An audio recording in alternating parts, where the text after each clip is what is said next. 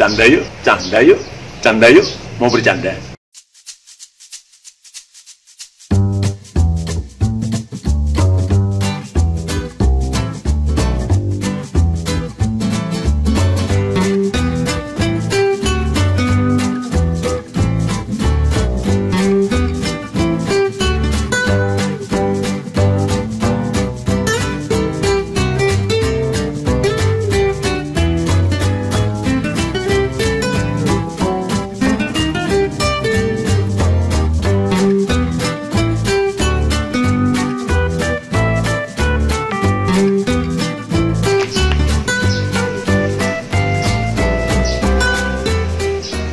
Gemericik air ada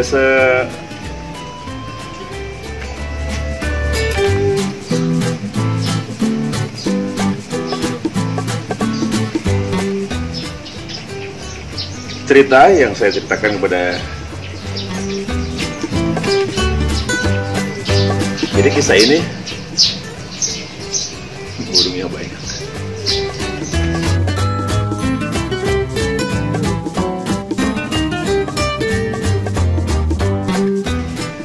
Assalamualaikum warahmatullahi wabarakatuh dan salam sejahtera. Mulai hari ini saya akan menghadirkan segmen bercanda. Kenapa ada segmen bercanda? Karena buat saya hidup tidak selalu yang harus kaku terus memikirkan hal-hal berat, sesuatu yang serius. Ada kalanya kita rehat sejenak, memikirkan sesuatu yang sederhana, senyum-senyum sendiri, ketawa-ketawa sendiri, sekurangnya bisa mengendorkan suasana buat diri kita lah.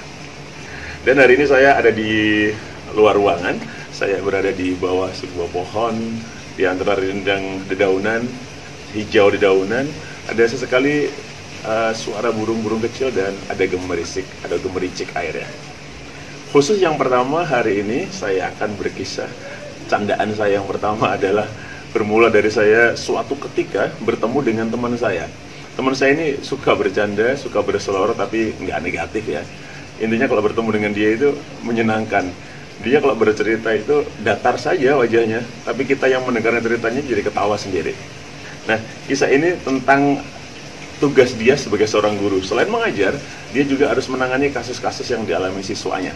Salah satunya adalah kunjungan kepada anak, kunjungan ke rumahnya, karena bisa jadi prestasi akademiknya yang kurang optimal, atau anak tersebut belum ada motivasi yang kuat untuk belajar. Atau jika ada kasus tertentu, maka sekolah mengirimkan guru tertentu untuk home visit atau melakukan kunjungan rumah. Hari itu dia berkunjung ke sebuah rumah. Ada anak yang bermasalah, sudah janjian sama orang tuanya, suratnya sudah dikirim sebelumnya melalui anaknya dari sekolah. Tiba di rumah, disambut kedua orang tua dari anak itu. Kebetulan anaknya sementara tidak ikut berkomunikasi di ruang tamu, hanya ayah, ibu, dan guru tersebut. Kebetulan sang guru ternyata mengenal orang tua dari anak tersebut meskipun tidak begitu dekat. Maka candaan, obrolan mereka lebih cair dibanding yang kurang kenal ya. Meskipun ini juga nggak kenal-kenal banget, tapi setidaknya mengurangi kekakuan saat bertemu karena sudah pernah mengenalnya. Obrolan serius tentang Ananda tercinta, kekurangannya apa, kelebihannya apa, motivasi apa yang harus dilakukan, yang harus diberikan, termasuk kendala apa sih yang dihadapi oleh anak ini baik di rumah atau di luar rumah sehingga sampai hari ini belum optimal dalam belajarnya. Agak panjang.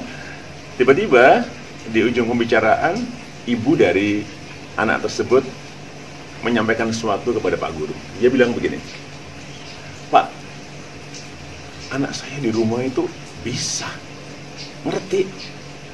Tetapi kenapa ya kalau di sekolah itu dia nggak bisa?" Sesaat Pak Guru terdiam memikirkan pernyataan sekaligus pertanyaan dari orang tua tadi, dari ibunda siswa yang dikunjunginya. Dalam hati dia berpikir, kok bisa ya? Tiba-tiba karena dia merasa kenal dan memang dia suka berseloroh ya, dia mengatakan begini, "Oh, mungkin ilmunya jatuh di jalan, Bu." Tiba-tiba dia menyampaikan itu dan kedua orang tua tadi langsung agak bengong sesaat. Terus Pak Guru tadi mencairkan suasana dengan obrolan yang lainnya. Singkat cerita, di tahun berikutnya, ternyata adik dari siswa yang dikunjungi itu bersekolah di tempat yang sama. Nah, kebetulan hadiahnya adalah yang menjadi wali kelas anak atau adik dari siswa yang tahun lalu dikunjunginya itu sekarang adalah Pak Guru itu. Hadiah yang kedua adalah ternyata anak ini memiliki motivasi dan kemampuan akademik yang kurang lebih sama dengan kakaknya terdahulu. Maka pada suatu ketika Pak Guru itu sudah mendokumentasikan hal-hal yang akan dikomunikasikan kepada orang tuanya, maka dikirimlah surat melalui anaknya agar orang tua tersebut datang ke sekolah untuk berinteraksi, bersilaturahmi, dan ngobrol tentang apa yang terjadi pada anaknya. Hari yang telah ditentukan, kedua orang tuanya tiba di sekolah. Oleh Pak Guru itu diajak ke sebuah ruang, di mana ruang itu ruang pertemuan biasanya kalau ada orang datang untuk berkonsultasi. Ngobrol sana-sini belum panjang. Dan Pak Guru juga belum menyampaikan maksudnya, menyampaikan dokumentasi yang telah dicatatkan tentang anak itu. Tiba-tiba, dia melihat sang ibu itu kayak lagi mikir gitu. Sesaat kemudian, ibu itu tiba-tiba bilang begini, "Iya Pak, mungkin ilmu anak saya jatuh di jalan," katanya. Pak Guru langsung teringat, antara kaget dan ingin ketawa, karena dia teringat kata-kata itu disampaikannya tahun lalu kepada kakaknya gitu. Dia berpikir, pasti ibu ini tidak mau kedahuluan kalimat itu muncul dari mulut Pak Guru tersebut. Ketika nanti berkonsultasi kenapa anaknya jadi begitu, lalu dia mendahuluinya. Bisa-bisa aja ya. Apakah ada di antara kalian yang juga di rumah bisa gitu?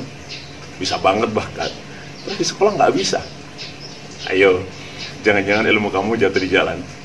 Ayo dicari lagi, dipungut, dikemasi, biar tidak lari. Semangat belajarnya ya.